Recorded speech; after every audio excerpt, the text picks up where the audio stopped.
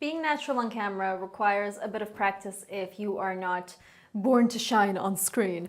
No, but seriously, it is quite tough, especially when you're completely new to this. And I would say pretend like you're talking to a friend, like it's somebody you know and you can trust, so it becomes easier for the viewer to relate to you. And also practice a little bit beforehand and don't stress yourself out. It's just a camera, I won't judge you. But seriously, if this is something that you enjoy doing, practice, practice, practice. Imagine it's a friend, use your hands whenever you have to, and don't look off screen. Body language is vital because body language is what engages the audience to watch you and to really learn from you and potentially interact with you depending on what you're presenting. So for me, body language is something that should come naturally. So if you're a natural hand user, which I am, I'm going to use my hands a lot while I'm talking to you, whereas some other people just prefer to keep their hands by their sides or behind their back or in front, and that's absolutely fine too. It just has to look natural. Now, the other thing that I've learned from experience is as soon as you look away from camera, it becomes very, very hard for the viewer to focus because they no longer feel like they're being talked to.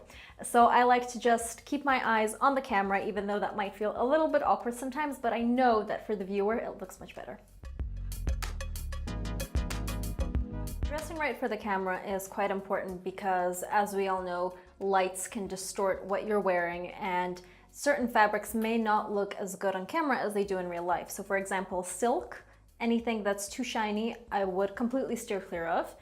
It will reflect the light and it will not look good. Things that have very small patterns and prints on them, I would also steer away from. They tend to create a little bit of an optical illusion on camera, which is never very flattering for you. I would use strong colors and solid colors, plain colors for whatever you're wearing. Either plain black, plain blue, red, fuchsia, anything strong, anything bold, anything plain. The plainer the better, and same goes for fabrics and textures. Practice in front of a mirror. Use your hands a little bit, but not too much, so be natural. And thirdly, to pretend that you are talking to a friend because it makes things a lot easier and more relatable.